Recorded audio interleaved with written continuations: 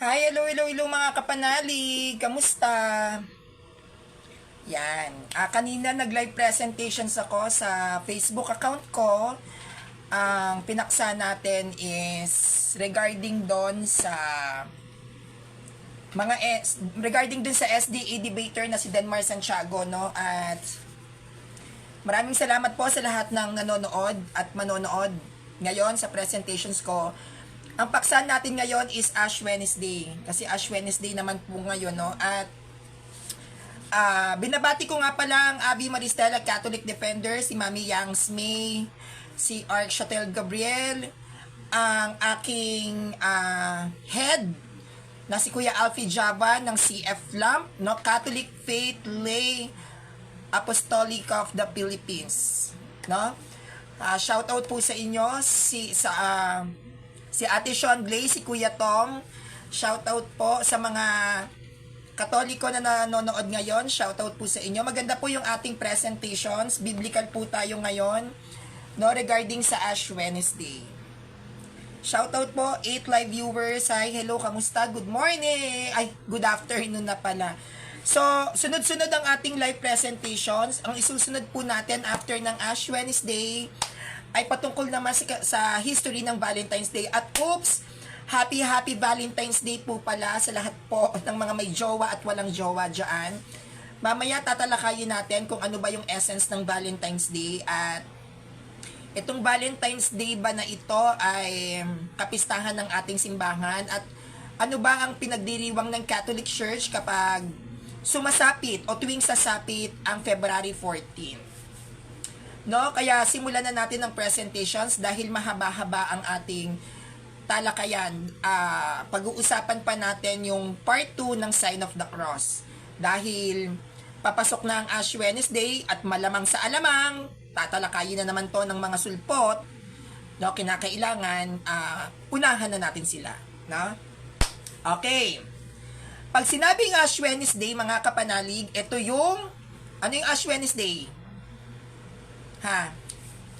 Ito yung pagpapahid ng abo sa noo.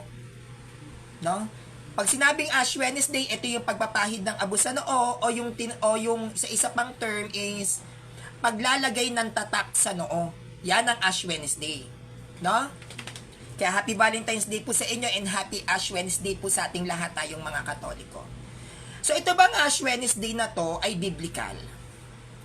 Before we start, ito lang yung tanong ko kay Denmar Santiago, no? Bakit wala kayong Ash Wednesday? Ang Ash Wednesday, ito ay nagsimula sa mga sinauna pang panahon na kung saan hindi pa po nako-compelled ang Bible. Kaya hindi siya mababasa sa Bible kasi ito ay tradisyon ng ating simbahan, ang mahal na araw. Isinasagawa na to ng mga sinaunang Kristiyano sa panahon na hindi pa po nako-compelled ang Bible. Like what I've said, no, na sinasabi ko sa inyo lagi-lagi. The Catholic Church is not a Bible alone. We have traditions and we have magisterium. So hindi tayo Bible alone. So mahalaga na maintindihan natin itong Ash Wednesday na ito. Okay.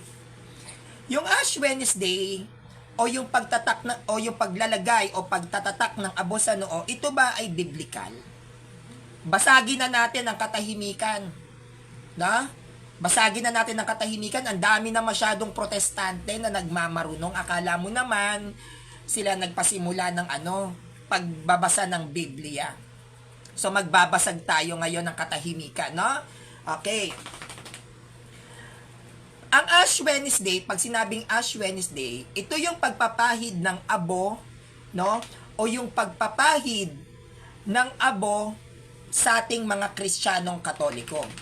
Ang Ash Wednesday, ang tanging may lihitimo na pwedeng gumawa niyan ay Catholic Church. Hindi po ang Aglipayan, no?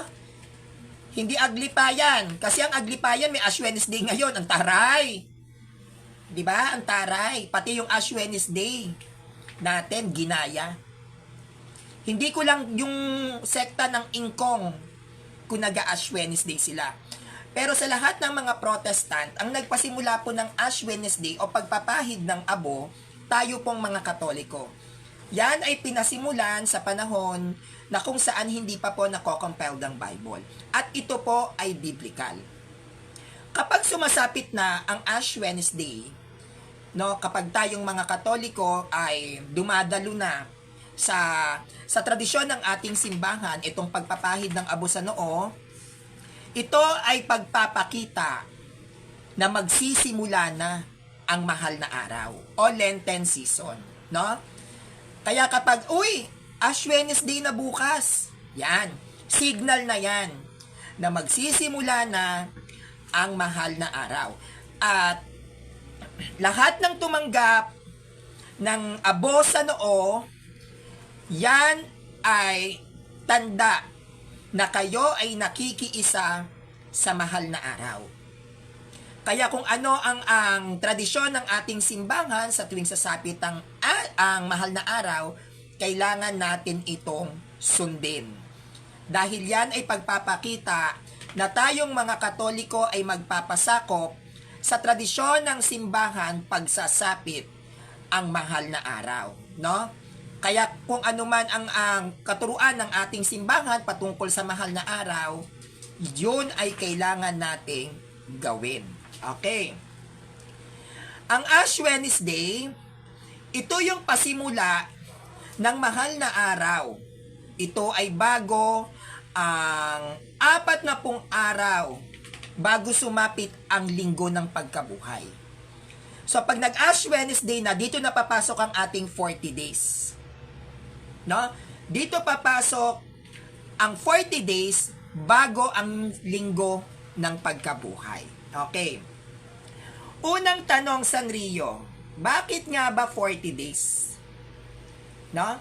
Bakit nga ba 40 days? Pwede namang 1 week. Novena, 9 days. Bakit 40 days? 40 days ang ating mahal na araw dahil ang 40 days na ito ay paggunita at pag-alaala nating mga Katoliko doon sa paghihirap ni Kristo sa ilang. 'Di ba? Nag-ayuno si Christ 40 days. Kaya 40 days 'yan. Hindi 'yan gawa-gawa ng Katoliko, biblical 'yan. Na? Paggunita at pag-alaala nating mga Katoliko sa paghihirap ni Hesukristo ng 40 araw sa ilang. Ito ba ay nasa Bible? Yes. Dito tayo sa Marcos 1 verse 13. Ang sabi sa Marcos 1 verse 13, nanatili siya roon ng 40 araw at dooy tinukso siya ni Satanas.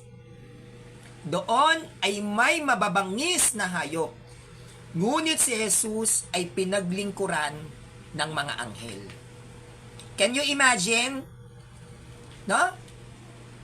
Nanatili siya roon ng 40 araw. Dito po natin kinuha sa Marcos 1 verse 13 ang 40 days. Kaya 40 days ang mahal na araw natin. Dahil nanatili siya roon ng 40 araw, which is si Jesus, at dooy tinukso siya ni Satanas. Doon ay may mababangis na hayop. Ngunit si Jesus ay pinaglingkuran ng mga anghel. Dito po sa sitas na ito, kinuha ang 40 araw. Now, tayong mga Katoliko, bakit may pagpahid ng abo? Anong dahilan? Bakit may abo? Pwede namang langis. 'Di ba? Pwede namang olive oil, langis. Pwede naman na markahan lang tayo ng krus. Bakit may abo? Dapat minsan iniisip natin yan. Sa dami-dami ng pwedeng gamitin ng simbahan, abo pa napili. So, ano ba ang sinisimbolo o nire-representa ng abo sa tuwing sasapit ang Ash Wednesday? Bakit abo ba ang napili ng ating simbahan? Bakit? Dahil ayon sa banal na kasulatan, ang abo, ito ay sumisimbolo ng pagsisisi, ng pagluluksa, at ng pagtingin sa sarili bilang tayong mga tao ay nagmula sa alabok at babalik sa alabok. Wala tayong maipagmamalaki. Pagpapakita ng kababaang loob. Kaya pag kayo tinatakan ng abo sa noo ng pare, kayo ay nagsisisi, kayo ay nagluluksa, at ibinababa ninyo ang inyong mga sarili at tinatanggap nyo na bilang tao, wala tayong karapatan at wala tayong kakayahang magmalaki sa Diyos. Yan ang dahilan kung bakit abo. Now, sabi ni Sanrio,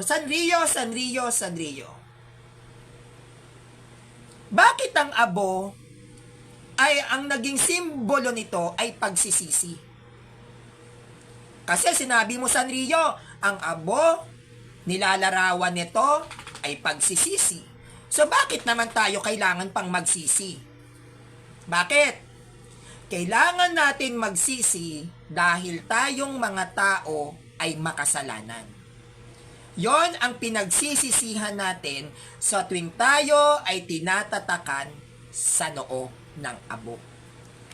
Nagsisisi ang mga Kristiyanong Katoliko sa lahat ng ating nagagawang pagkakasala. Okay. May sitas, Sanrio. Wag puro talak, Sanrio. Sitasan mo kami. Hindi kami convinced. Ang abo, pagsisisi, nasa ng batayan mo? Meron ba? Meron. Jonas 3 verse 4. At pumasok si Jonas sa bayan na may isang araw na gumagala. At siya'y sumigaw at nagsabi, 40 araw pa at ang Ninibe ay mawawasak. No? 40 araw pa at ang Ninibe ay mawawasak. Dito tayo sa Jonas 3 verse 6 to 7. Continue natin. At ang mga balita ay dumating sa hari sa Ninibe at siya'y tumindig sa kanyang luklukan at hinubad niya ang kanyang balabal at nagbalot ng kayong magaspang at naupo sa abo at kanyang inihayag at itinanyag sa buong Ninibe sa pasya ng hari at ng kanyang mga mahal na tao na sinasabi, huwag lumasa maging tao ni hayop man, bakahan ni kawan man, ng anumang bagay, huwag silang magsisikain ni magsisiinom ng tubig. No? Ang sabi rito, hinubad niya ang kanyang balabal at nagbalot siya ng kayong magaspang at naupo sa abo. Dito sa Jonas, sa Old Testament, kapag ang isang tao ay nagsisisi sa kanyang kasalanan, ang tradisyon ng mga Israelita, sila ay nauupo sa abo at nagsusuot ng kayong magaspang lino. No? At nilalagyan nila ng abo ang buo nilang katawan dahil yan ay sumisimbolo sa kanilang pagsisisi. Kaya sa Old Testament, dahil wala pang confession katulad sa atin, dahil, di ba, meron tayong priest, though may priest sa Old Testament, pero iba yung way ng confession. Ang isa sa way ng pagsisisi o pagre-repent ng mga sinaunang Israelita, nauupo yan sa abo para ipakita nila sa Diyos, Panginoon, mahabag ka. Nag-aabo yan sila. Nagpapakagumon yan sa abo. Meron pa bang isang basihan ang Sanrio? Sanrio, hindi ako satisfied. Malabo, Sanrio. Okay. Dito tayo. Job 42 verse 6. Job 42 verse 6 ang sabi, kaya ako ngayon ay nagsisisi. Si Job yan, lumang tipan. No? Kaya ngayon ako'y nagsisisi ikinahihiya lahat ng sinabi. Sa alabok at abo, ako ay nakaupo. Imagine ninyo, nagsisisi si Job at ikinahihiya niya yung kanyang mga hindi magagandang sinabi. At dahil itong si Job ay nais magsisi sa Panginoon, anong ginawa ni Job? Siya ay naupo sa alabok at abo. Kaya sabi diyan sa Job 42 verse 6, kaya ako ngayon ay nagsisisi, ikinahihiya lahat ng sinabi, sa alabok at abo, ako ay nakaupo. Kaya abo, tanda ng pagsisisi. Okay. Dito tayo sa New Testament. Yan ang tradisyon ng Old Testament, abo, na siyang inadapt ng Catholic Church. Diba? Tandaan, tayo ay produkto ng Judaism. Bakit? Sapagkat ang nagtatag ng Catholic Church ay mga Hudyo. At ang Judaism, yan ay mga Hudyo sa bayan ng Israel. So anong sinasabi ng bagong tipan pagdating sa abo? Na siyang ito ang ating pinagkuhaan ng referensya kung bakit ang abo ay sumisimbolo sa pagsisisi. Mateo 11 verse 21. Sa aba mo, Corazin, sa aba mo, Bethsaida, sapagkat kung sa Tiro at sa Sidon, sana ginawa ang mga gawang makapangyarihan na ginawa sa inyo. Malaon na dising ng nagsisi, na may mga damit na magaspang at abo. Ang sabi, malaon na dising ng nagsisi yung mga tao, no? Na may mga damit na magaspang at abo. Ginagawa din po yan sa bagong tipan. Nagsusuot sila ng magaspang na kayong lino at sila ay naglalagay ng abo sa katawan bilang pagpapakita na sila ay nagsisisi. At itong mga tradisyon na ito na mababasa sa Mateo 11 verse 21, ito ay kanilang ginagawa o isinasagawa sa panahong hindi pa nako-compiled ang Bible. Kaya ang Ash Wednesday natin ay traditions. Tradisyon na yan sa panahon ng Old Testament at ginagawa din ng mga sinaunang Kristiyano. Kapag sila ay nagsisisi, nagsusuot sila ng mga magagaspang na kasuotan o mga magagaspang na kayong lino. At sila ay nauupo sa abo. Naglalagpapahid sila ng abo sa katawan bilang pagpapakita na sila ay nagsisisi. Kaya sa panahon ng mga Hudyo, no, ng bagong tipan, pag nakikita nila na may mga Kristiyanong Katoliko na nagsusuot ng magaspang kayong lino at may mga abo sa katawan, alam na nila yon ng mga sinaunang Kristiyano na sila ay nagsisisi dahil meron silang nagawang pagkakasala. Kaya yan po ay tradisyon. Hindi po gawa-gawa ang Ash Wednesday. Okay, dito tayo sa pangalawa. Sanrio, Sanrio, Sanrio, Sanrio, Sanrio. Sabi mo, Sanrio, ang abo ay sumisimbolo sa pagluluksa. Naknanteteng naman, Sanrio, hindi naman kami namatayan, bakit kami magluluksa? Di ba? Bakit pagluluksa ang abo? Anong connect niyan namin? Anong connect namin diyan? Palagay lang kami ng abo, kailangan na namin magluksa? Luluksa-luksa agad? Bakit nga ba? Ang abo, ito ay sumisimbolo sa pagluluksa ayon sa katuruan ng ating simbahan. Bakit? Bakit? Dahil sa pagpasok ng mahal na araw, ating ginugunita ang paghihirap at pagkamatay sa krus ni Kristo. Ito ay pagpapakita nating mga Katoliko bilang pakikiisa sa pagtangis at pagdadalamhati sa 40 araw na paghihirap ni Kristo. Doon tayo nagluluksa. Pag ginugunita ng simbahang Katolika ang mga naging paghihirap ni Kristo sa ilang hanggang sa kanyang kamatayan sa krus, nagluluksa tayo.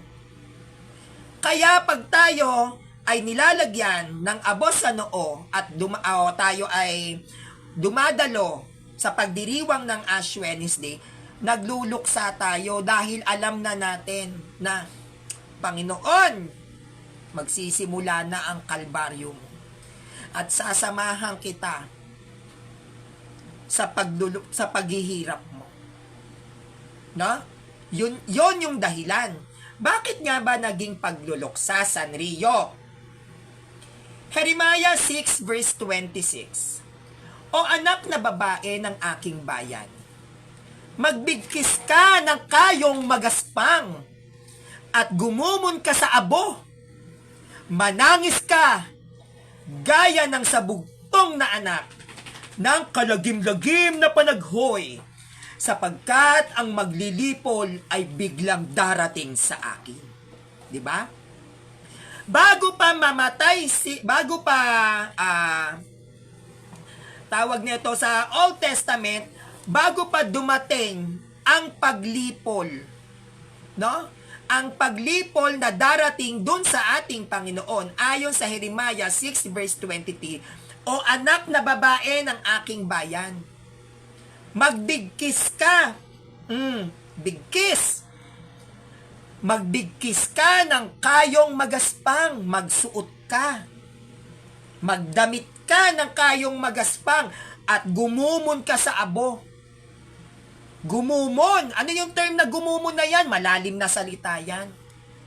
Magpakalugmok ka dun sa abo. No? Manangis ka. Gaya ng bugtong na anak. Oh. So sila, nagnanangis sila. No? Nagnanangis at nagluluksa sa pamamagitan ng pagsusuot ng kayong linong magaspang at paggumon sa abo. At ito ay pagpapakita, sabi rito sa Jeremiah 6 verse 26, manangis ka gaya ng sabugtong na anak ng kalagim-lagim na panaghoy, sapagkat ang maglilipol ay biglang darating sa akin. Itong Jeremiah 6 verse 26, ito ay propesiya na mula sa lumang tipan na magaganap sa bagong tipan kay Kristo. Propesiya yan. No? Sabi rito, no? Zacarias 12 verse 10-11. Sabi rito, Zacarias verse 12-11, no? Propesiya, di ba? Sabi ni Sanrio, propesiya. Patunayan mo, Sanrio. Okay. Zacarias 12 verse 10-11, ang lahi ni David at ang mga taga-Jerusalem ay gagawin kong mahabagin at mapanalanginin. Sa gayon, kapag pinagmasdan nila ang kanilang sinaksak ng sibat, ay tatanghisan nila ito na parang kaisa-isang anak o anak na panganay. Sa araw na yon, ang iyakan sa Jerusalem ay matutulad sa nangyari noon sa Hadadrimon sa kapatagan ng Megido. Mga propesiya yan. No? Old Testament yan. Na inilalarawan dyan na yung mga taga-Jerusalem ay gagawin niyang mahabagin at mapanalanginin. Sa gayon, kapag binasdan niya, kapag pinagmasdan nila ang kanilang sinaksak ng sibat, ay tatangisan nila itong parang kaisa-isang anak o anak na panganay. At ang pagtangis sa lumang tipan, sila ay nagbibigkis ng kayong magaspang at gumugumon sa abo. Jeremiah 6 verse 26.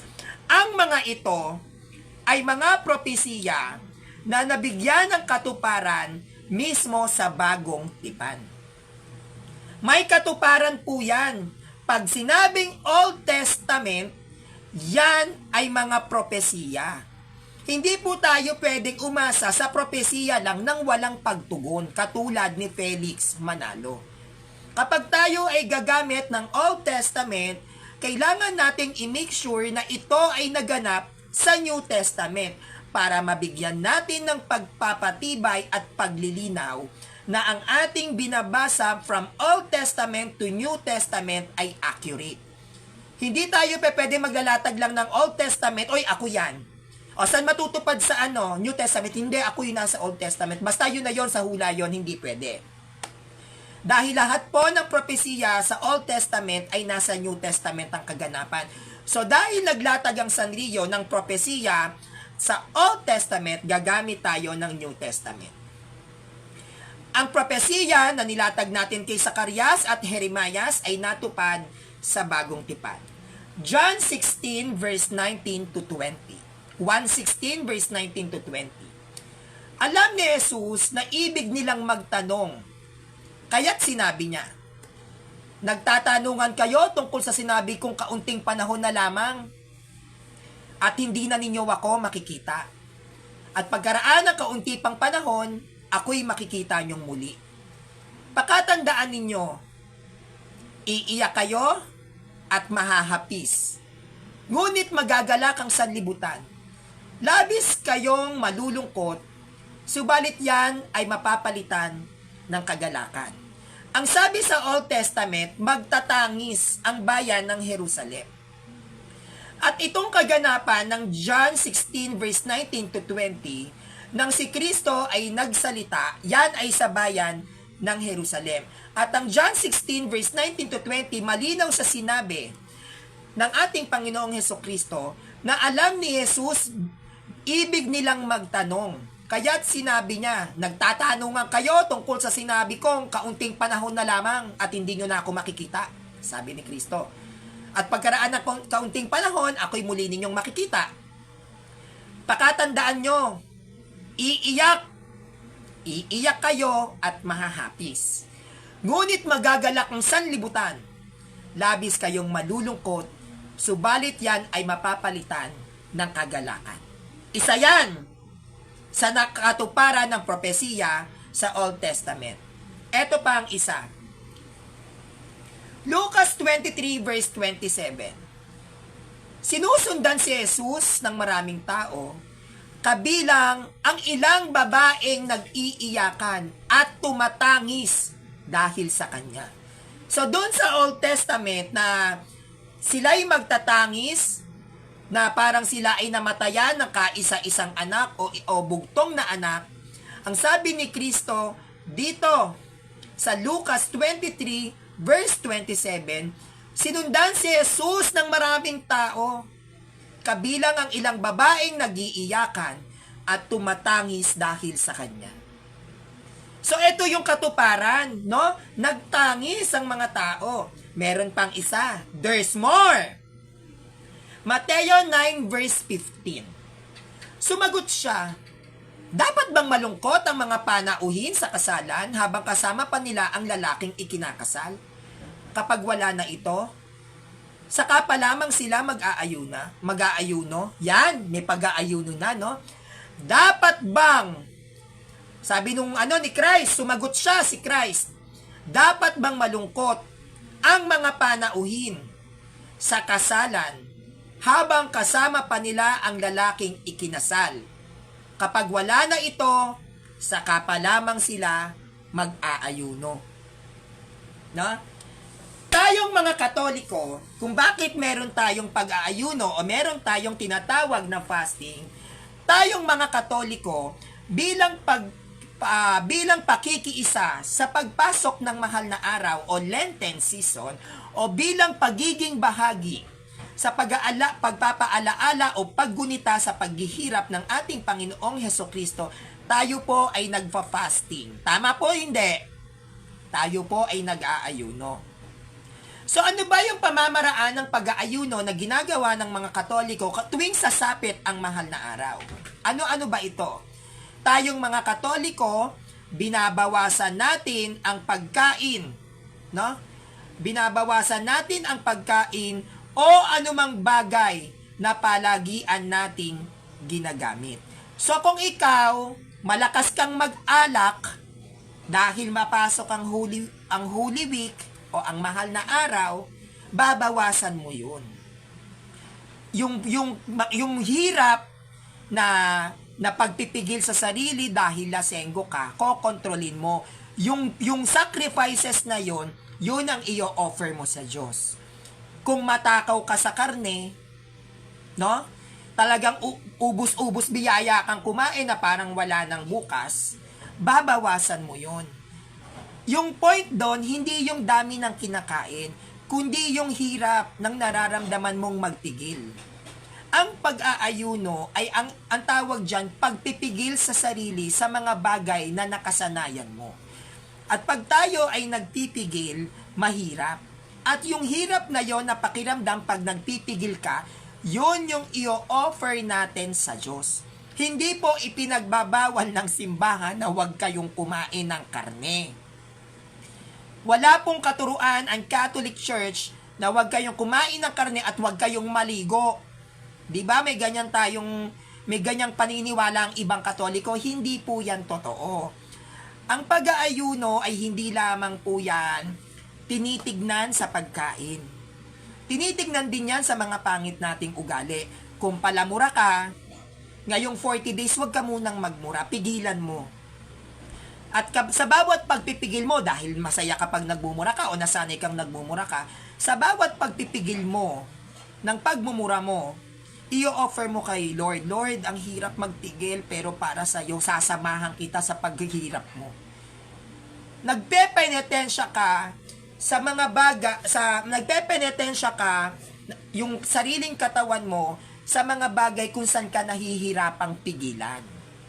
Masturbation, yung mga mahilig dyan makipag-sex, lahat yan i-give up mo. Hindi lang po yan tumutukoy sa pagkain. At wala pong katuruan ng ating simbahan na huwag kayong kumain.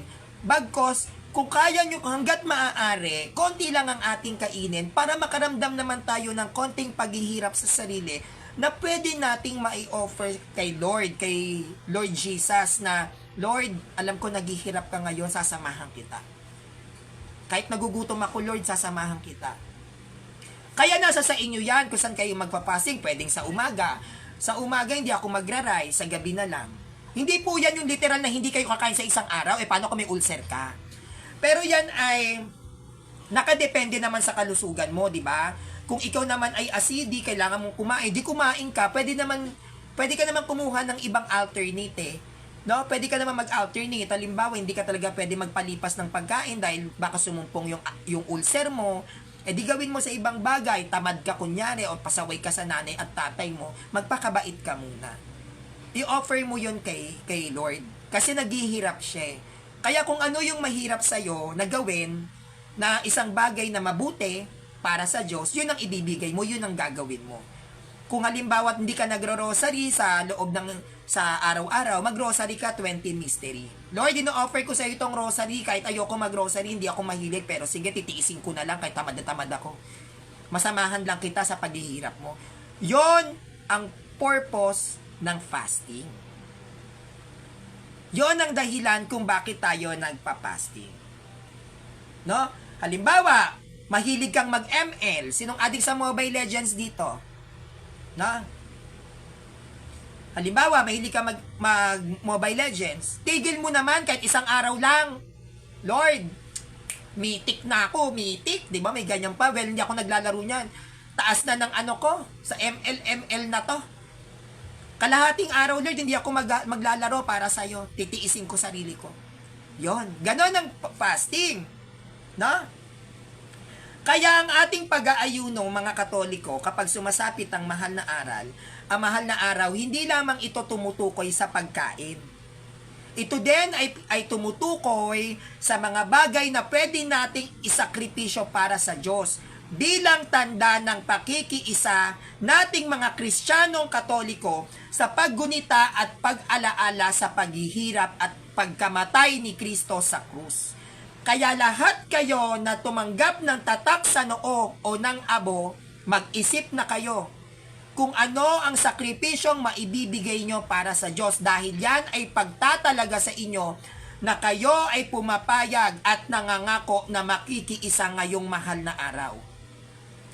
Isang mortal na kasalanan na ikaw ay tumanggap ng abo sa noo na hindi mo gagampanan ang pakikiisa mo sa pagdurusa at paghihirap ni Christ. Kaya yan ay talagang sinasabi ng simbahan na hanggat maaari mag-ayuno kayo. Dahil kayo ay tumanggap ng abo sa noo. Tanda yan na ikaw ay nangangako na makikiisa at makikibahagi sa paghihirap ni Christ. Kapag yan ay hindi nyo ginawa, mortal na kasalanan yan, binali nyo ang pangako ninyo sa Diyos. Hindi lang yan design sa noo. Nangangako ka na ikaw ay magbibigay at maglalakip ng sakripisyo dahil gusto mong iparamdam din sa Panginoon na ikaw ay nagluluksa. Na Panginoon, nalulungkot ako sa pagdadaanan mo, sasamahan kita. At yan ang aking pangako. At ang pangako nyo na yan ay ipinagpapatibay sa pamamagitan ng tatak sa noo. Kaya pag tumanggap kayo ng abo sa noo, required kayong magbigay ng pag-aayuno. Whether ito sa pagkain, pwedeng prayer fasting, pwedeng fasting sa pagkain, pwedeng fasting sa ugali, pwedeng fasting sa mga kinaaadikan natin katulad ng paglalaro, pagpaparty, pag-iinom, o yung mga naninigarilyo dyan. Magbabawas kayo. Hindi yan pwede na na mag-e-excuse kayo na, ay, halimbawa, nag-ML ka. Lord, ibibigay ko sa yung ML ko 2 hours. Kasi ayun lang yung kaya ng tolerance mo, hindi. Ibibigay mo, pag sinabing fasting, ikaw ay mag-aayuno doon sa oras na hindi mo kayang gawin. Halimbawa, hindi ako mag-ML ng 12 hours. Ganon. Yung imposible mong gawin, yung imposible mo na makaya, yun ang babatakin mo. Doon ka magpepenitensya. Halimbawa, ikaw, mahilig ka sa karne. 'Di ba? Lord, magmula umaga pagising ko hanggang pagtungtong ng 6:00, tinapay lang ang kakainin ko. Yung pag-aayuno, yung pagbibigay ng sakripisyo sa ating Panginoon sa part na mahirap sa iyong gawin. Hindi yan yung kaya mo, kundi yung hindi mo kaya, yun ang ibibigay mo sa Kanya. No? Kasi kung magfa-fasting ka, at yung ibibigay mong sakripisyo sa Diyos ay yung kaya mo lang ibigay, wag ka na mag-fasting, niloloko mo sarili mo. Pinagloloko mo lang ang sarili mo. Pag sinabing pag-aayuno, gagawin mo ang isang bagay na mahirap gawin para sa'yo. No? Kung ang gagawin mo, halimbawa, ang kaya ng tolerance mo is 3 hours, wag ka na mag-ayuno, niloloko mo lang sarili mo. Kasi ang ibibigay mo sa Diyos, yung hindi mo kaya na isakripisyo sa loob ng isang araw. So kung may 40 days, doon sa araw ng 40 days na yon, doon mo ibibigay yon. Araw-araw yon, 40 days. Sa part na hirap ka na. 'Di ba? Sa part na hirap ka na. So, kung iisipin natin mga kapanalig, 'di ba? Sa 24 hours, sa loob ng isang araw, halos 3/4 o minsan wala pa ang oras dyan na nagiging bahagi ang Diyos sa mga buhay natin. Di ba? May mga tao na sa sobrang abala sa pagtatrabaho, 24 hours na ibuhos na lang sa sanlibutan. Ni hindi man lang naisiksik ang ating Panginoon sa 24 hours na gumigising ka araw-araw at magpasalamat ka, wala kang sakit. Minsan lang ang mahal na araw. Sa 24 hours, ilang oras ang kaya mong ibigay kay Kristo? Sa 24 hours na meron ka, sa loob ng 40 araw na paggunita natin sa paghihirap ni Kristo, ilang oras ang kaya mong ibigay sa Kanya? Sa 24 oras na yon. Ganon ang pag-aayuno. Kung nais nyong maging kabahagi o maging bahagi ng paghihirap ni Christ, dapat mong maramdaman na nahihirapan ka. Hindi yung nahirapan na ako, hindi ko na kaya. Alis na ako, hindi ko na kaya, pagod na ako. Hindi ganon. Doon pa lang papasok yung fasting mo. Doon sa part na napapagod ka pa lang. Kailangan maramdaman mong pagod na pagod ka. Kailangan maramdaman mong laway na laway ka, gusto kong kumain. Doon mo pa lang yun bibilangin. At kapag naramdaman mo na yon, yung nagkikrave ka sa pagkain, naglalaway ka kasi naninigarilyo ka, nauuhaw ka kasi alak ka na, doon ka magde-decide pa lang na nahanap ko na yung alak, gusto kong mag-inom. O, hinahanap ko yosi, gusto kong mag-inom.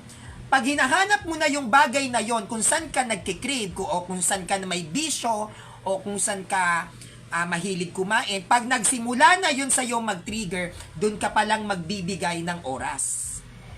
Ilang oras mo kakayanin yung paghahanap, yung hinahanap ng laman mo. Ano ba yung hinahanap ng laman? Bisyo, pagkain, gala, barkada, chismisan. Diyan yun eh. Kasi diyan ka na susubukan. Diyan na masusubok yung sarili mo na galang-gala na ako, nag-text yung kaibigan ko, galang-gala na ako. Papasok na dyan sa isip mo hanggang ilang oras mo kayang magtiis. Sa oras na naghahanap ka na ng sigarilyo, sa oras na may nagyayasa yung mag-alak, may nagiinuman, tas laway na laway ka, gusto mong mag-inom, hanggang oras mo kayang tiisin yung hirap na yun. Tatalikuran mo ang laman mo. Kaya dyan sinasabi sa Bible na your body is weak, but the spirit is willing. Diyan mababasa sa Bible na hindi lamang sa tinapay nabubuhay ang tao, kundi sa minumutawi ng Diyos. Hindi lang sa hinahanap ng laman mabubuhay tayo, kundi sa salita ng Diyos. Kaya kapag pumasok sa inyo yung pag kayo ay nag-fasting, siguraduhin nyo, nandoon kayo sa stage na hirap kayo. Laway na laway kayo. Kailangan nandoon yung concentrations ninyo sa Diyos, sa Panginoong Jesus, kasi nangako kayo. Kaya yung paglalagay nyo ng abo sa noo, hindi po yan biro. Kayo ay nakipag-covenant sa Panginoong Jesus na sasamahan nyo siya sa kanyang paghihirap. At yan ay dapat ninyong gawin. Kaya pananagutan nyo yan kapag hindi kayo nakiisa sa paghihirap ni Christ sa mahal na araw, dahil kayo mismo ang bumalik na siyang ipinangako ninyo sa Kanya. Okay, next. Ngayon, ang abo, Ash Wednesday, ay simbolo o sumasagisag na tayo ay tao. No? Bakit? Di ba sabi, ang tao na mula sa alabok ay sa alabok din babalik. Tanong, Sandrillo, sabi mo abo. Di ba? Sabi mo abo. Eh hindi naman abo yung alabok. Di ba? Alabok ba yung abo? Saan ba galing yung abo natin? Sa palaspas. O paano naging alabok yun? Saan galing ang alabok? Sa tao. Eh ang sabi mo, Sanrio, ang abo simbolo ng tao, hindi naman tayo nagiging abo. Nagiging alabok tayo. Huwag mo naman kaming pinaglololoko dito, Sanrio. Diba? May pagkakaiba ba ang abo at ang alabok, at ano ang kinalaman ng abo sa alabok bilang tao, tayong mga tao? Meron ba tong kinalaman? Meron. No? Tatandaan nyo, no? Tayong mga tao ay galing sa alabok at hindi tayo galing sa abo. Tandaan nyo yan, ha? Hindi tayo mula sa abo, tayo ay mula sa alabok. Magkaiba yan. Okay. Pero bakit sinabi mo na ang abo ay sumisimbolo sa tao samantalang ang tao ay mula sa alabok? Pwede mo bang maipaliwanag, Sanrio, kung bakit ganon ang stand ng Catholic Church na ang abo ay sumisimbolo sa tao pero ang tao ay mula sa alabok? Okay. Genesis 18 verse 27. At sumagot si Abraham at nagsabi, narito, ngayoy nangahas akong magsalita sa Panginoon, akong alabok at abo lamang. Abraham! Na? Anong sabi ni Abraham? Genesis 18 verse 27. At sumagot si Abraham. Nagsasalita si Abraham. At nagsabi, o nagsalita, narito, ngayoy nangahas akong magsalita sa Panginoon. Kinausap niya Diyos. Akong alabok, sabi ni Abraham. Ako to si Abraham, akong alabok at abo lamang. Inilarawan ni Abraham na siya ay alabok at abo lamang nung siya ay nakikipag-usap sa Diyos. Kaya ang abo ay sumisimbolo rin sa ating mga tao. Kaya yan Ash Wednesday. Next, Genesis 3 verse 19.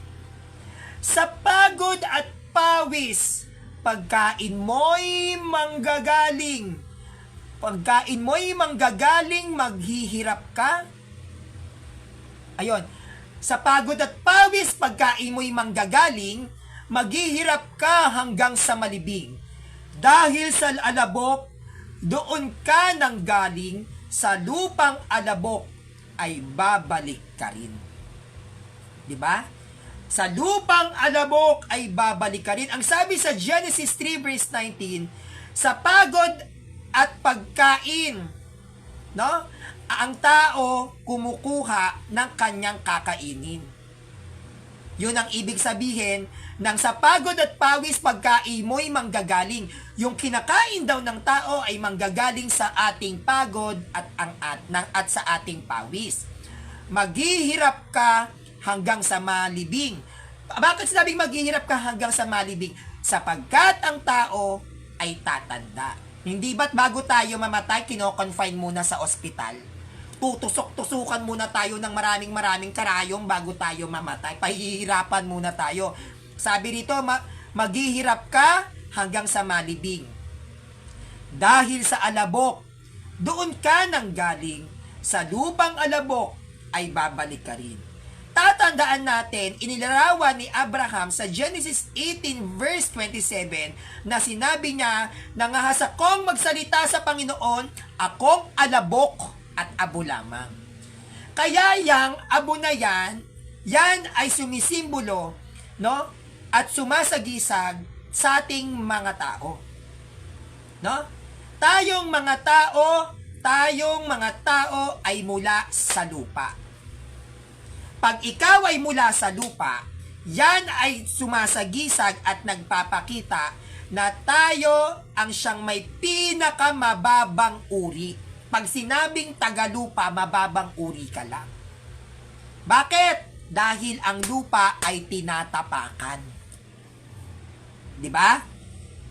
Kapag tinatapakan ka, napakababa mo. Nagmula sa lupa, magbabalik ng kusa. Nagmula ang tao sa lupa at babalik sa lupa. Dahil yan tayo ay inilalarawan na ang tao ay mula sa lupa. Kaya tayo ay inilalarawan bilang isang pinakamababang uring nilalang dahil tinatapakan ka lang. Lupa ka lang. Wala kang karapatang magmataas kahit kanino dahil sa huli ng buhay mo, sa lupa ka din babagsak. At ang lupang kalalagyan mo, tatapakan lang ng tao. Kaya walang sino man ang pwedeng magmalaki at magmataas sa ating mga tao. Lahat tayo ay babalik sa lupa. at ang lupa ay tinatapakan lang. Kaya kung anuman ang narating mo sa buhay, sikat na defender ka, marami kang pera, yumabang ka, ang dami mong pera, feeling mo lahat kaya mong bilhin.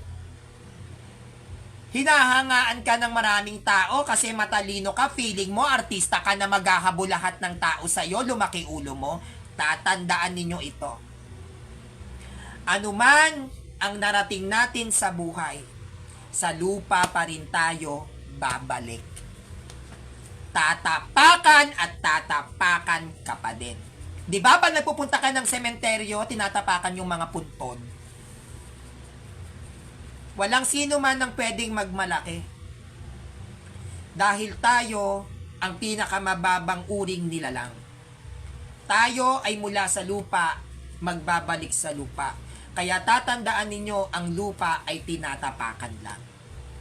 Kaya walang sino man sa atin ang may karapatang magyabang. Kahit ano pang narating mo sa buhay, pagdating sa hukay, pare-pareho tayong mabubulok. Hindi nyo madadala sa langit yang mga gintong alahas mo. Hindi nyo madadala sa langit yang masasarap na pagkain pinagmamalaki nyo. Hindi nyo madadala sa langit yang pinagmamalaki ninyo ako ang matalinong katolikong debatista. Dahil sa huli, pantay-pantay pa rin ang taong haharap sa Diyos at hahatulan tayo ayon sa ating ginawa. Walang makakatakas ni isa sa atin. Tandaan po natin yan. Kaya kung anong meron tayo habang nabubuhay,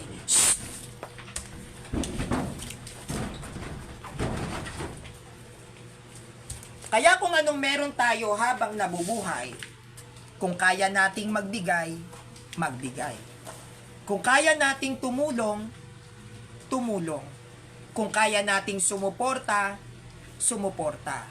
Dahil yang mga bagay na may mabubuting paggawa sa araw ng ating kamatayan, yan ang gagamitin nating mga kredito para sa ikakaluwalhati ng ating mga kaluluwa. Aanhin natin ang sobra-sobrang material na bagay. Kung sa yugto ng kamatayan ng buhay mo, ibubulid ka naman sa apoy. Hindi po nababayaran ng Diyos. Wala pong nakakalusot doon. Maaaring hindi patas ang pagtrato sa mga tao dito sa mundong ibabaw, pero pagdating sa kabilang buhay, lahat po tayo pantay-pantay. Walang mayaman, walang mahirap. Kahit ikaw pa ang pinakatanyag sa buong mundo, kung hindi ka gumawa ng mabubuting bagay habang nabubuhay ka, sa impyerno ka po babagsak. Satanas is waving. Okay. John 15 verse 5. Ako nga ang puno ng ubas at kayo ang mga sanga. Ang nananatili sa akin at ako sa kanya ang siyang nagbubunga ng sagana, sapagkat wala kayong magagawa kung kayo'y hiwalay sa akin. See? Ako nga ang puno ng ubas, si Kristo, at tayo ang mga sanga. Ang nananatili sa akin, ang nananatili kay Kristo, at ako sa kanya, ang siyang nagbubunga ng sagana. Sapagkat wala kayong magagawa kung kayo'y hiwalay sa akin. Tingnan nyo po yung mga mayayaman. Kompleto recados, may pera. Di ba? Pero nagsisuicide. Bakit? Wala kasi silang Kristo. Sa araw-araw na tayo ay humihinga, sa araw-araw na tayo ay gumigising, sa umaga, sa hapon, at sa gabi, lagi nating alalahanin ang Diyos. Meron ka man o wala. Dahil ang pinakamasakit na mangyari sa isang tao, no, ay ang hindi mo makilala ang Diyos. At nakasulat yan sa banal na kasulatan na kapag ikaw isang tao ay nagpakasama sa iyong sarili, pababayaan ka ng Diyos na ipahamak mo ang sarili mo. Totoo po yan. Hindi ka nasasawayin ng Diyos. Yan ang gusto mo? Go ahead. hanggang sa maipahamak mo ang sarili mo. Kaya sa tuwing tayo ay nagkakaroon ng pag-angat sa buhay, lagi-lagi nating iisipin ang Diyos na ang sinalagi niya sa ating sinasabi, hanggat humihinga ka, gumawa ka ng mabuti sa kapwa mo. Dahil sa huli, yan pa rin ang itatanong ng Diyos sa atin. Ano ang mga bagay na nagawa mong mabuti? Ano ba yung mas maraming nagagawa mo nung nabubuhay ka? Masama o mabuti? Kaya always, tanungin natin ang sarili natin. Ano ba yung mas maraming nagagawa mo? Kabutihan o kasalanan? Kung mas marami ang kasalanang nagagawa mo araw-araw, matakot ka na. Go to confession at pilitin at sikapin mong magbago. Dahil kapag dumating ang panahon na ikaw ay halimbawa nagkasakit ka ng malala, doon ka pala magsisisi dahil nagkasakit ka, sarado na po ang tenga ng Diyos dyan. Naniniwala po ako dyan. Bakit? Dahil hindi mo ginamit ang kalakasan mo para papurihan siya. Kung hindi ka pa nagkasakit, hindi ka pa magdadasal. Wala nang halaga yun. Ang gusto ng Diyos, habang malakas ka, kilalanin mo siya. Habang malakas ka, gumawa ka ng mabuti. Hindi yung kinakailangan mo lang gumawa ng mabuti kasi mamamatay ka na. Hindi option ng Diyos. Hindi siya pang no choice lang kasi mamamatay na ako, kailangan ko nang magbago. Hindi yun ganun. Kailangan lagi mong choice si God. Wala kang sakit at bago ka magkasakit, unahin mo ang Diyos. At lagi niyang iniutos sa atin, gumawa ka ng mabuti. Kaya iiwan kong tanong yan sa inyo, sa araw-araw na gumigising tayo, ano ba ang mas marami mong nagagawa? Kabutihan o kasalanan? Tanungin po natin mga sarili natin dyan. Okay. Nehemias 9 verse 1 to 3. Noong ika-24 na araw ng buwan ding yon, nagtipon ng mga Israelita upang mag-ayuno. No? Ika-20 araw ng buwan ding yon, nagtipon ng mga Israelita upang mag-ayuno. Paano mag-ayuno mga Israelita? Nagsuot sila ng damit panluksa at naglagay ng abo sa kanilang ulo. Nagbuhos. Upang ipahayag ang pagsisisi sa kanilang mga kasalanan. Lumayo sila sa mga dayuhan, which is hentil, at tumayo sila upang ipahayag ang kanilang mga kasalanan at ang kanilang mga kasalanan at ng kanilang mga ninuno. So sa panahon ng mga sinaunang Israelita, no? Sila ay nag-aayuno. 'Yun ang ginagawa natin pag mahal na araw, nag-aayuno. Dahil ang pag-aayuno sa panahon din ng mga Israelita, sila ay nagsusuot ng damit panluksa, kaya tayo nagpa-fasting. Yung pakikiisa natin sa pagdadalamhati natin sa paghihirap ni Christ sa mahal na araw, pagluluksa yun. Pagluluksa. At sila ay naglalagay ng abo sa ulo. Yun ang dahilan kung bakit tayo may abo. Nagluluksa tayo sa paghihirap ni Kristo at ito'y pinapakita natin sa pamamagitan ng pag-aayuno at tayo ay naglalagay din ng abo tayong mga Kristiyanong Katoliko dito sa noo upang ipahayag ang pagsisisi sa kanilang mga nagawang kasalanan. Upang tayo ay magsisi na, Panginoon, patawad. Kaya mahalaga na tumatanggap tayo ng Ash Wednesday, pero hindi lang na dapat naglalagay ka lang ng krusa, hindi lang dapat nagpapalagay ka ng krusa, no, dapat alam mo rin ang dahilan. Dapat alam mo kung ano yung mga responsible na dapat mong gawin bilang isang Katolikong Kristiyano kapag nalagyan ka ng abo sa noo. Okay. Nanatili silang nakatayo sa kanilang kinaroroonan sa loob ng 3 oras. Imagine niyo, nanatili silang nakatayo sa kanilang kinaroroonan sa loob ng 3 oras. Samantalang binabasa sa kanila ang kautusan ni Yahweh na kanilang Diyos. Imagine niyo kung paano sila mag-ayuno, 3 oras kang tatayo habang binabasahan ka ng banal na kasulatan. Ganon mag-ayuno ang mga Israelita. Kaya nyo yon 3 hours, walang upuan? Oh, tapos ang pakikinggan mo lang Word of God. Ganon sila mag-ayuno, tas may abo. Okay. Pagkatapos, 3 oras din silang nagpapahayag ng kanilang mga kasalanan at sumasamba kay Yahweh kay Yahweh na kanilang Diyos. Imagine, 3 oras din silang nagpapahayag ng kanilang mga kasalanan. So 3 oras nakatayo tong mga Israelita na ito habang may abo sa ulo at 3 oras din silang nagsisisi kay Yahweh. Imagine niyo nakatayo 3 hours habang nagluluksa sila, Yahweh, patawarin mo ko, Yahweh. 3 hours, walang tigil. Di ba? 3 oras din sila nagpapahayag ng kanilang mga kasalanan at sumamba kay Yahweh na kanilang Diyos. 3 hours. Silang sumasamba kay Yahweh na nakatayo. Straight.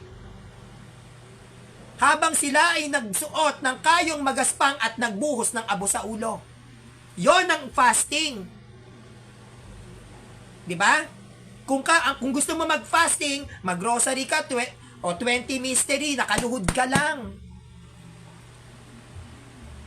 Mahal na Panginoon, sasamahan kita sa paghihirap mo, magdadasal ako ng Holy Rosary, 20 mystery, luhod lang. Walang upuan. Katulad ng ginagawa ng mga sinaunang Israelita, 3 hours nakatayo. Walang ginawa kundi sumamba. Walang upo-upo yon. Ganun po ang pag-aayuno, pagpapasok ang mahal na araw. Pero nasa sa inyo kung ano ang mga gusto ninyong pamamaraan na sakripisyo na pwede nyong ibigay sa Diyos. Yan ang fasting. Okay. Ikalawang Samuel 3 verse 19. At binuhusan ni Tamar ng mga abo ang kanyang ulo. Di ba? Tayo naman sa noo. See? At binuhusan ni Tamar ng mga abo ang kanyang ulo at hinapak ang kanyang suot na sari-saring kulay na nakasuot sa kanya. At kanyang ipinatong ang kanyang mga kamay sa ulo at ipinagpatuloy ang kanyang lakad na umiiyak ng malakas habang siya yumayaon. Sipin ninyo si Tamara, binuhusan niya yung kanyang ulo ng abo. At hinapak ang kanyang suot na sari-saring kulay na nakasuot sa kanya. Tinanggal niya yung mga magagandang disenyo ng damit. Parang nagpakapulubi siya ng itsura. No? Nagpakapulubi. Okay. Sabi dito, at kanyang ipinatong ang kanyang mga kamay sa kanyang ulo. Yan. Sa kanyang ulo at ipinagpatuloy ang lakad. So naglalakad siya sa kalye. Naglalakad siya sa kalye na umiiyak ng malakas habang siya yumayaon. Imagine niyo, kakayanin niyo yon, maglalakad kayo sa kalye, papakita ninyo yung inyong pag-aayuno, yung pagpapasting, maglalakad kayo sa mismong bayan ninyo na may abo kayo sa ulo, hawak-hawak mo yung ulo mo, magsisisi ka ng sumisigaw at humahagulgol. Para lang ipakita mo sa Diyos na sincere ang pagluluksa mo. Ganon na ang fasting. Yan ang pag-aayuno. Ramdam ng katawan mo. Hindi yan pakyut-pakyut na, ay, hindi ako magmi-meet. Hindi ganon.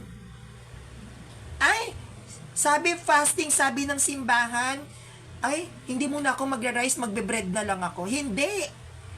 Hindi lang yun basta iiwas ka sa pagkain, lalakipan mo yan ng religious activities, magdadasal ka. Hindi yan basta nagutom ka lang kasi hindi ka kumain, hindi ganun yun. Kailangan lalagyan mo ng dahilan, bakit ka ba hindi kakain? Magro-rosary ako. Bakit ka ba hindi kakain? Siguro manonood ako ng movie ng mga santo. Bakit ka ba hindi kakain? Siguro, kailangan ko magbasa ng banal na kasulatan. May dahilan. At yung dahilan na yun ay dapat nakakonekta sa spiritual na gawain, hindi lang yung hindi ka kakain, pakyut-pakyut, hindi yan diet na nagpapasexy ka. Ibang pag-aayuno sa diet. Kinakailangan may kalakip na gawayan. Hindi ka kakain, lalakipan mo ng ibang kapalit. Magro-rosary ka, magde-devotion ka, kung ano man ang mga devotion mo na yan. Ganon. Na? Okay. Ngayon, kung napapansin natin, hindi ba pag tayo ay dumadalo ng Ash Wednesday, yung abo pa-krus. Pa-krus, di ba? Hindi naman pa-heart. Magulat ka kung pa-heart o smileys. Pa-krus. Itong tatak tatak ba sa noo, yung abo, no? Ito ba ay tatak ng halimaw? Kasi yun ang sinasabi ng mga sulpot yung Ash Wednesday natin, tatak daw ng halimaw yan. Yan, yung paggagano ng ng pari sa atin, ng abo, di ba, ganun yun?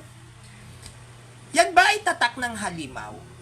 Ano ba ang basihan ng mga protestanteng abnormal na to para sabihin na ang Ash Wednesday ay tatak ng halimaw? Meron ba silang ginagamit na verses? May ginagamit ba silang sitas? Meron. Revelation 14 verse 9, Apocalypse 14 verse 9, Pahayag 14 verse 9. At sumunod sa dalawa ang ikatlong anghel, na sumisigaw ng malakas, sino mang sumasamba sa halimaw at sa larawan nito at nagpatatak sa kanyang noo o sa kamay. No? So sabi rito sa Pahayag 14 verse 9, ito yung sitas ng mga sulpot At sumunod sa dalawa ang ikatlong anghel. May ikatlong anghel, sumunod yung ikatlong anghel dun sa dalawang anghel na sumigaw ng malakas. Ano yung sinigaw ng anghel? Sino mang sumasamba sa halimaw at sa larawan nito at nagpatatak sa kanyang noo at sa kamay. No? So lumalabas dito, yung halimaw na tinutukoy sa aklat ng pahayag ay may tatak daw sa noo at sa kamay. Tayo may tatak tayo sa noo. So tayo pala yung tatak ng halimaw. Pero mukha yatang hindi nila sinuri ng maigi. No? Hindi nila sinuri, basta na lang silang naniwala sa mga pastor din nilang walang alam. Tanong, diyan ba sa Pahayag 14 verse 9, halimaw lang ba yung may tatak? Halimaw lang ba ang may tatak na siyang ipinakilala sa aklat ng pahayag?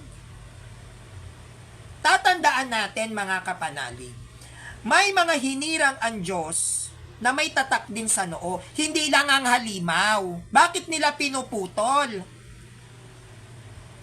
Hindi lang po ang halimaw ang may tatak. May mga hinirang ng Diyos na may tatak din sa noo.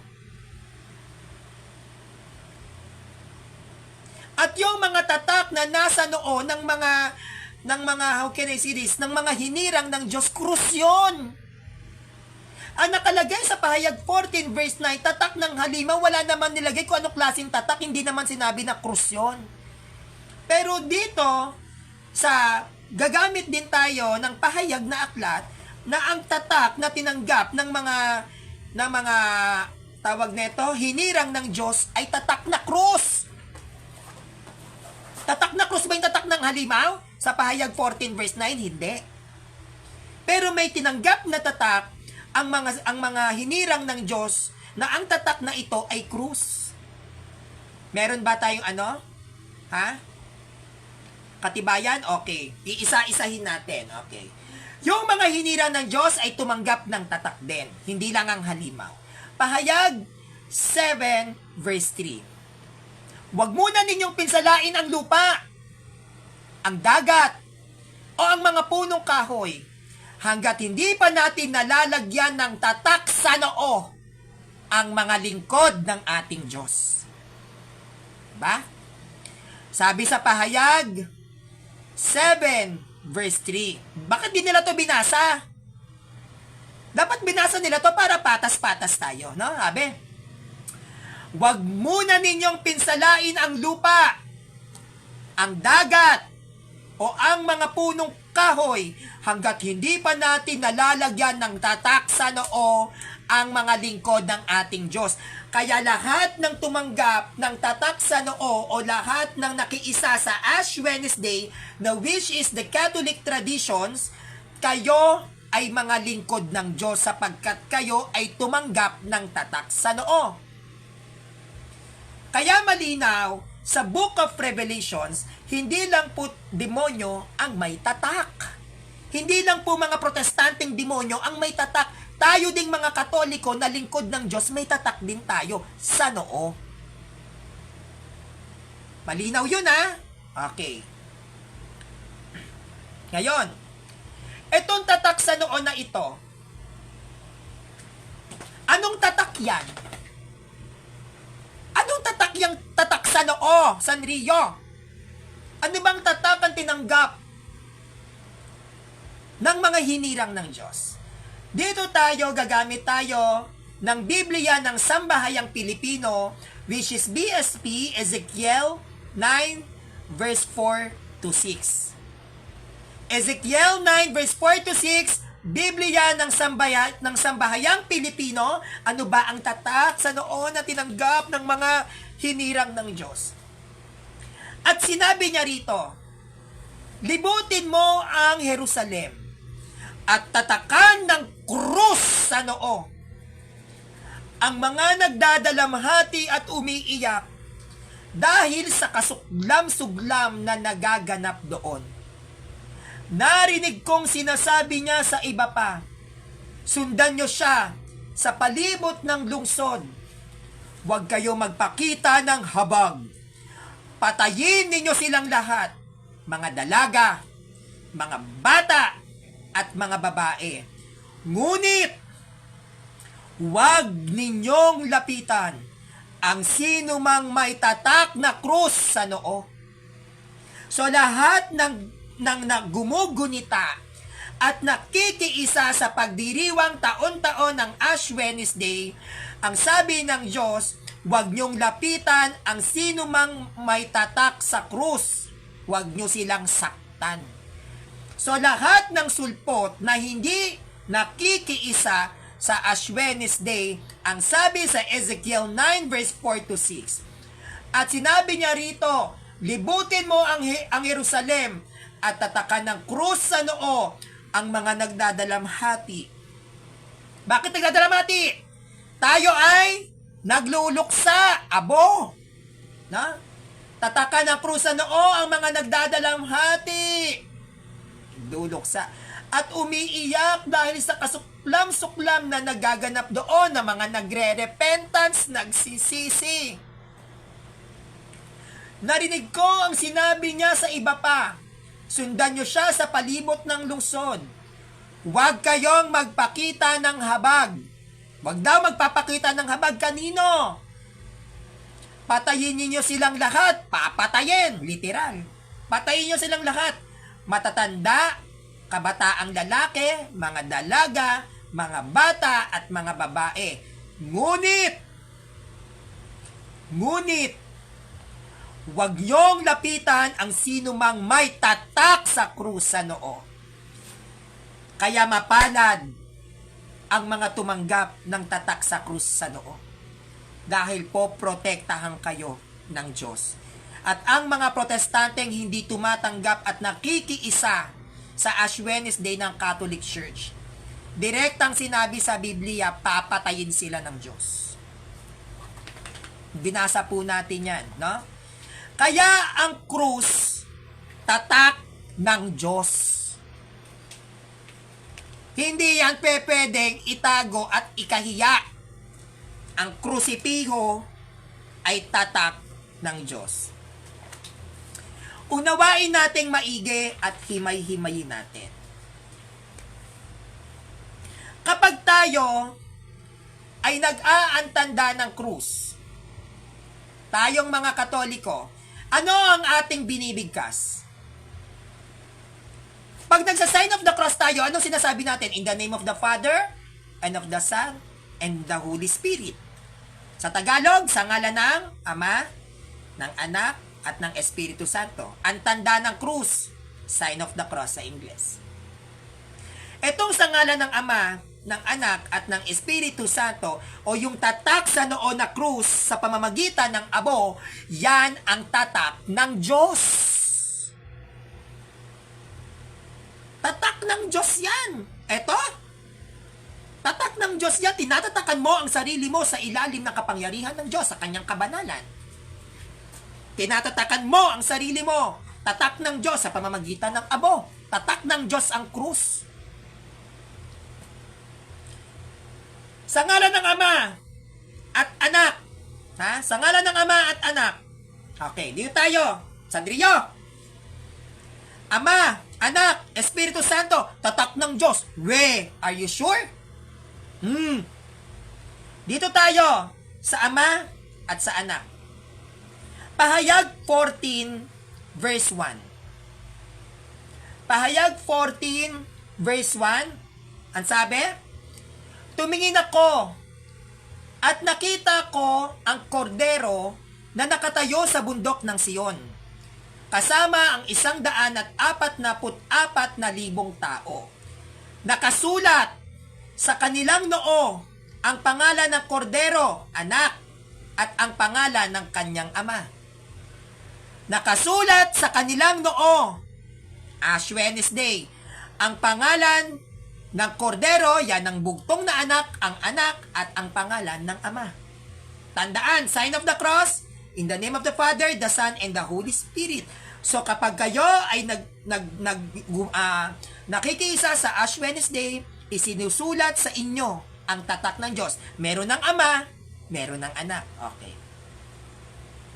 Pahayag 22 verse 3. Wala roong makikitang anumang isinumpa ng Diyos. Makikita sa lungsod ang trono ng Diyos at kordero, at sasambahin siya ng kanyang mga lingkod. Makikita nila ang kanyang muka at masusulat sa kanilang noo ang kanilang pangalan. See? Pahayag 22 verse 3, I repeat. Wala roong makikitang anumang isinumpa ng Diyos. Makikita sa lungsod ang trono ng Diyos. Sabi dito kasi, walang makikita na anumang makasalanan. So yung mga nandoon, yung talagang hinirang ng Diyos, yung mga naligtas. Sabi mo, wala roong makikitang anumang sinumpa ng Diyos doon sa lugar na yon. Makikita sa lungsod ang trono ng Diyos at ang kordero. Nandoon daw ang ama, nandoon ang anak. At sasambahin siya ng kanyang mga lingkod. Tayo yon, mga Katoliko, sasambahin natin sila. Makikita nila ang kanyang mukha at masusulat sa kanilang noo ang kanyang pangalan. Ano ba nakasulat sa pangalan? Pag tayo ay tinatatakan ng krus, ama at anak. So nakasulat na ang pangalan ng Diyos sa ating noo. Pag tayo ay tumatanggap o nagiging kaisa sa Ash Wednesday, ang tanong, Sanrio, ang usapan, Father, Son, Holy Spirit. Saan ang Holy Spirit? Dugas mo. Nasaan ang Holy Spirit, Sanrio? Latag mo. Anak lang na sinusulat sa noo. Nak ng tokwa naman sa Ash Wednesday. Father and Son lang. And where's the Holy Spirit? Latag, Sanrio. Efeso 1 verse 13. Efeso 1 verse 13. Kayo man ay naging bayan ng Diyos matapos niyong marinig ang salita ng katotohanan, ang magandang balita na nagdudulot ng kaligtasan. Sumasampalataya kayo kay Kristo, kaya't ipinagkaloob sa inyo ang Espiritu Santo na ipinangako ng Diyos bilang totok ng pagkahirang sa inyo. Pag kayo ay nakikiisa at nagiging bahagi sa Ash Wednesday, yan ay pagtanggap ng tatag na hinihirang ka ng Diyos. Kaya kapag bigla ang dating ng Diyos dito sa sanlibutan at hindi ka natatakan, impyerno ka. Diba? Kaya malinaw. Ang kordero at ang ama, ang kanyang pangalan ay itinatak sa noo. Di ba? Tinatak sa noo. At sabi dito sa Efeso 4 verse sa Efeso 1 verse 13, kayo man ay naging bayan ng Diyos matapos niyong marinig ang salita ng katotohanan, ang magandang balita na nagdulot ng kaligtasan. Sumasampalataya kayo kay Kristo, kaya't ipinagkaloob sa inyo ang Espiritu Santo na ipinangako ng Diyos bilang tatak ng pagkakahirang sa inyo. Pag ikaw ay naging bahagi sa tradisyon na Ash Wednesday, hinirang ka ng Diyos. Taray! Ganda! No? Bibigay pa ako isa. Sandrio, kulang isa pang chicken joy. Okay, isa pa. Efeso 4 verse 30. At huwag na ninyong saktan ang kalooban ng Espiritu Santo ng Diyos, sapagkat siya ang tatak ng Diyos sa inyo, ang katibayan na kayo'y tutubusin pagdating ng takdang araw.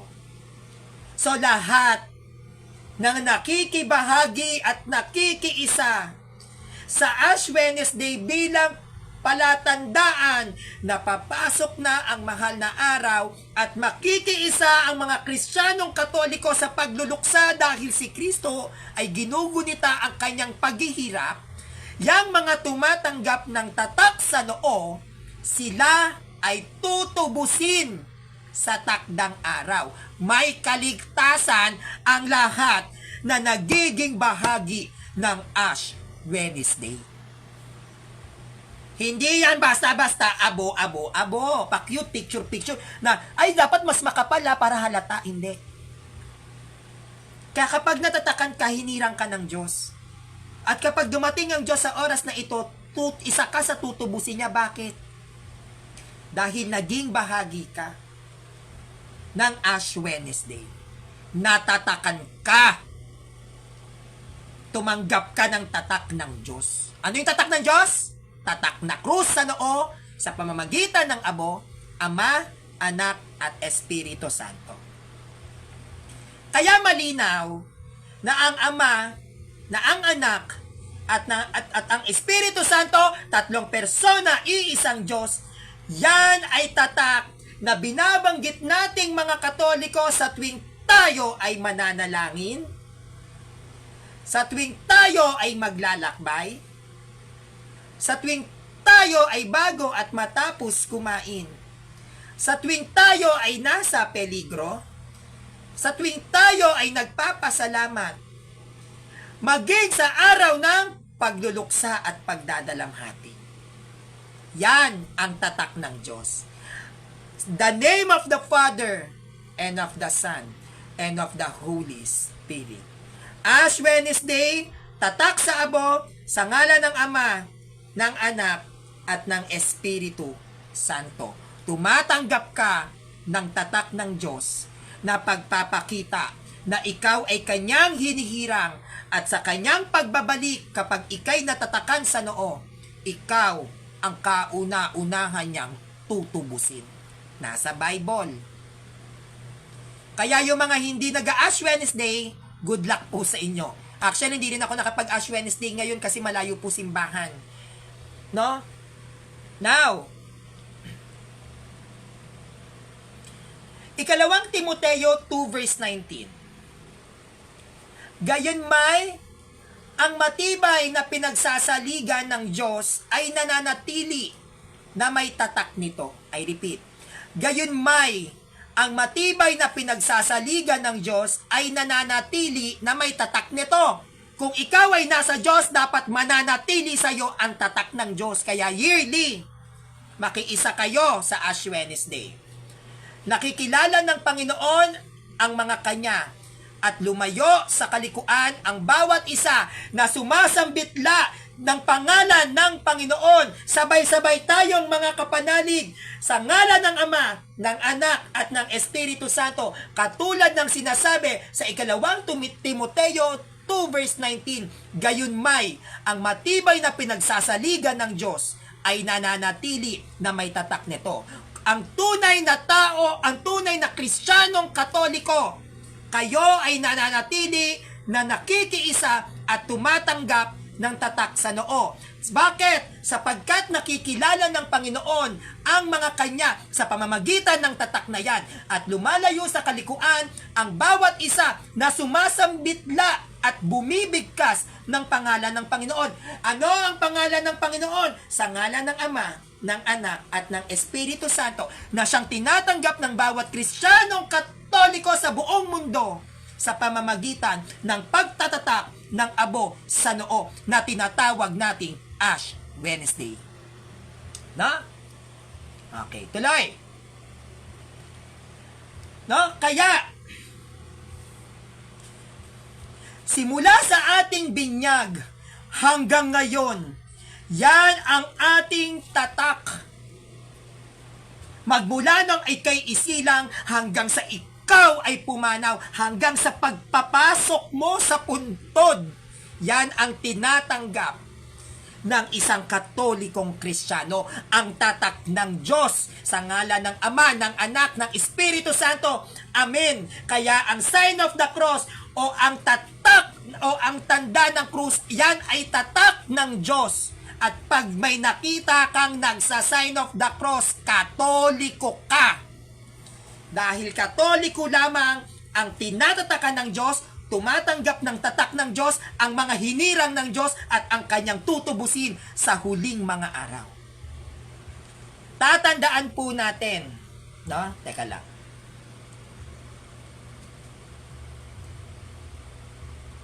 Tatandaan po natin, no, sabi dito. Teka, oh my gosh. Okay. Wait lang po ah. Naiintindihan nyo po yung presentations natin? Sana po naiintindihan nyo yung Ash Wednesday Para binabawan ko na lang po, ginawa ko na lang mababaw para madali po nating maintindihan. No? Kaya tatandaan natin, Mateo 28 verse 19. Anong sabi mga kapanolig? Mateo 28 verse 19. Bautismohan nyo sila sa ngalan ng Ama, ng Anak, at ng Espiritu Santo. Doon pa lang, no? Doon pa lang makikita na natin, no? Na si Kristo ay nag-uutos. Bautismohan nyo sila sa ngalan ng Ama, ng Anak, at ng Espiritu Santo. Pag tayo ba binibinyagan, anong sinasabi ng pare? Binabautismohan kita sa ngalan ng Ama, ng Anak, at ng Espiritu Santo. Tumatanggap ka ng tanda. Dahil yan ay tanda ng Diyos na pagpapakita na ikaw ay kanyang hinirang. Ngayon, taas kilay mga sulpot, syempre. Ganun na naman sila. Taas kilay. Sasabihin ng mga sulpot, kahangalan yan, yung krus-krus nyo. Mga hangal, mga Katoliko, mga hangal. Pakrus-krus pa kayo. Sa kanila kahangalan. Pero sa ating mga Katoliko, tatandaan nyo to. Unang Korinto 1:18. Sa ating mga Katoliko, ang mensahe tungkol sa pagkamatay ni Kristo sa krus. I repeat. 1 Corinthians 1 verse 18. Ang mensahe tungkol sa pagkamatay ni Kristo sa krus ay kahangalan para sa mga taong naililigaw ng landas. Ngunit ito'y kapangyarihan ng Diyos para sa ating mga naliligtas. No? Kaya sa atin, tayong mga Katoliko, ang krus ay kapangyarihan ng Diyos para sa ating mga naligtas. Kung ikaw, no? Kung ikaw ay sinasabi mong ililigtas ka ng Diyos, ang krus na yan ay isang kapangyarihan para sa atin. Ginagamit nga yan sa deliverance. Di ba? Pag nagpapalayas ng demonyo, nagsa-sign of the cross muna. Pero sa mga protestante, sabi sa Korinto 1:8, 1 Corinthians 1 verse 18, ang mensahe tungkol sa pagkamatay ni Kristo sa krus ay kahangalan para sa mga protestante. Ngunit ito'y kapangyarihan ng Diyos sa mga Katoliko para sa atin na kanyang ililigtas. Basahin nyo yan. Kapangyarihan ang krus. Sign of the cross, kapangyarihan ng Diyos. Tanda, marka, na pagpapakita na ikaw ay tuwiran na kanyang hinihirang para sa kanyang pagparito. Ikaw ay kanyang tutubusin dahil ang pagmamarka sa bawat Kristiyanong Katoliko ay pagpapakita na tinatanggap mo at kiniklaim mo na Panginoon, ako ang iyong hinirang sapagkat ako ay tumanggap ng antanda ng krus sa pamamagitan ng iyong pangalan. Sa ngalan ng Ama, ng Anak, at ng Espiritu Santo. No? Bakit nga ba kahangalan ang tingin ng mga sulpot na ito sa krus? Bakit? Dahil kapag namatay ka noon sa krus, ito yung pinaka nakakahiyang parusa. Wala kang kwenta, masama kang tao, kaya ayaw nila sa krus. No? Kaya nga yung mga di ba nakapako si Christ, anong ginagawa? Binubuli, di ba, nakapako? Kasi yun ang pinaka nakakahiyang kamatayan sa krus. Noon. Pero para sa atin, kahit namatay si Kristo sa krus, para tubusin ang ating mga kasalanan.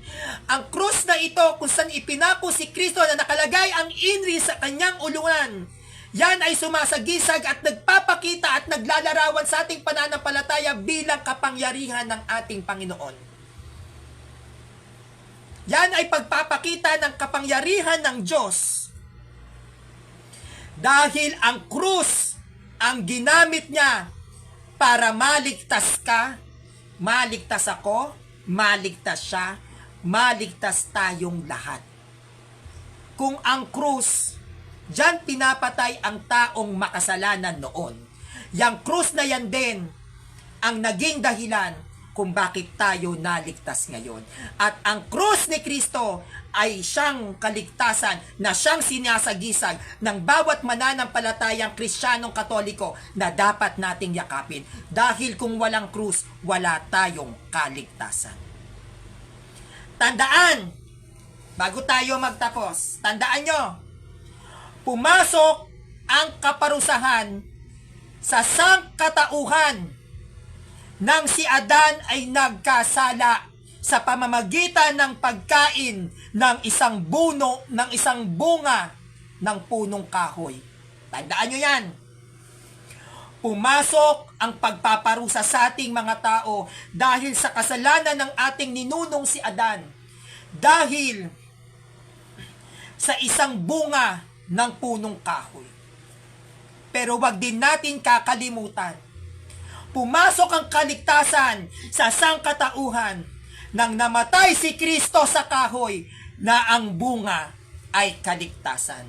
Kung si Adan ay kumain ng bungang kahoy, ng bunga ng punong kahoy, kaya tayo pinarurusahan, si Kristo ay ipinako sa kahoy na ang bunga ay kaligtasan. Kaligtasan sa ilalim ng Iglesia Katolika Apostolika Romana na siyang sumusunod at tumatanggap ng lahat ng katuruan ni Kristo magmula sa Biblia, sa pagkakabuo ng Biblia hanggang sa tradisyon at hanggang sa magisterium na siyang kanyang ibinigay na kapahintulutan kay Pedro. Tanging ang ililigtas lamang ni Kristo ay ang iglesyang kanyang itinatag. Hindi kahit kailan magkakaroon ng kaligtasan ang mga protestanteng iglesia na yan. Dahil ayon sa Matthew 16 verse 18, Pedro, sa ibabaw ng batong ito, itatayo ko ang aking iglesia. At ang iglesyang itinayo ni Kristo ay hindi protestante. Ang itinayo na iglesia ni Kristo ay isang relihiyon na siyang hanggang ngayon ay nagpapatuloy 1,990 years na pagkakatatag mula sa araw ng Pentecost sa bayan ng Jerusalem, no? Yan ay nagpapatuloy sa ilalim ng apostolic succession.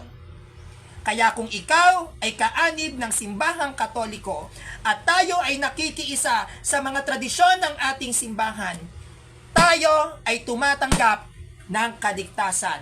Dahil yan ang mga pamantayan na dapat gawin ng isang tunay na Kristiyano na idinuutos ni Kristo sa 12 alagad na itinuro sa kanilang mga disipulo, na itinuro ng mga disipulo sa kanilang mga naging estudyante at nagpatuloy na magpatuloy hanggang ngayon sa kasalukuyang Santo Papa. 266 popes, Pope Francis, na nagiiwan ng isang matibay at matinding salita. No? Be a Catholic and be a Catholic defender. Wala kayo sa maling relihiyon. Lahat tayo ay nasa tamang relihiyon. Dahil tanging ang Catholic Church lamang ang itinatag ni Kristo. At kapag nandudun ka sa mismong iglesia ni Kristo, 100% lahat ng Katoliko ay tatanggap ng salvation. As long as susundin natin ang katuruan, ang pamantayan, ang aral at batas ng ating simbahan. So yun lang po. Ako po si Sanrio at sana nagustuhan po ninyo ang ating talakayan patungkol po sa Ash Wednesday ngayon po na mahal na araw. At sana naintindihan po ninyo ang ating presentations ngayon patungkol sa Ash Wednesday at nakapagbigay ako ng idea sa inyo kung paano natin isasagawa o isasabuhay o gugunitain itong darating po na mahal na araw. Once again, my name is Sanrio and please subscribe on my YouTube channel, Sanrio TV. And happy Valentine's Day po sa inyong lahat. Magandang hapon po mga kapanalig at lagi po kayong mag-iingat. Happy Ash Wednesday po sa inyong lahat. At binabati ko din po nga pala ang CF Lamp Organization, no? Magandang hapon po, Kuya Alfie Java. Thank you and God bless you po.